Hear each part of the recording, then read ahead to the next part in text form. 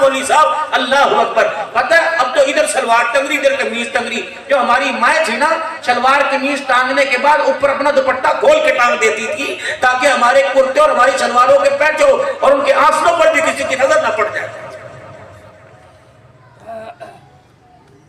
یہ سارے کام اسکول میں نہیں آتے. یہ ماں کی ذمہ داری تھی جو اپنی اولاد کو سمجھاتی. ٹانگا پسار پسار کے بیٹھی, پیر چوڑے کر کر کے بیٹھی. یہ تو ماں کو بتانا چاہیے تھا جب کسی کے سامنے بیٹھیں گے تو ٹانگے جوڑ کے بیٹھیں گے. نیچے کوئی چیز گر جائے گی تو پہلے اپنی ٹانگوں کو جوڑ کے بیٹھیں گے. نیچے بیٹھنے لگیں گے تو پہلے اپنے سینہ جو کھول رکھا ہے اس کے اوپر ہاتھ رکھیں گے. جھکیں گے اللہ اکبر. کس طریقے سے جھکیں گے؟ جب اٹھیں گے تو اپنی چادر کو پیچھے سے اپنے دوپٹے کو اپنی قمیض کو کیسے سیدھا کریں گے. یہ سبق ٹیچر نے نہیں دینا تھا, یہ پروفیسر نے نہیں دینا تھا, یہ تو اس عورت نے دینا تھا جو لال جوڑے میں آج سے 20 سال پہلے قرآن کے سائے میں تیرے گھر میں آئی تھی. یہ تو اس کا درس تھا.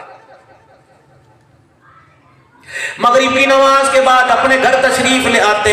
مغرب کی نماز کے بعد گھر تشریف لے آتے. اپنے بالک اپنے بچوں کے اندر بیٹھ کے روٹی کھاتے. کوئی بڑا منہ کا نوالا لیتا اسے کہتے نا بیٹے چھوٹے منہ کا نوالا لے. کسی کا ہاتھ دھلواتے. میرے عزیزوں کسی کو پانی پلاتے, کسی خود پانی پیتے. کوئی کھانے کے اندر میر میخے لگاتا, یہ پکا لیا یہ پکا لیا. یہ تو باپ کی ذمہ داری تھی. ٹیچر بن کے کہتا نا بیٹے اللہ کی نعمتوں میں نقص نہیں نکالنے کرتے, کھانے کے اندر میر میخے نہیں نکالنے کرتے. جو اللہ کی نعمت مل جاوے اللہ کا شکر ادا کر کے کھا لے.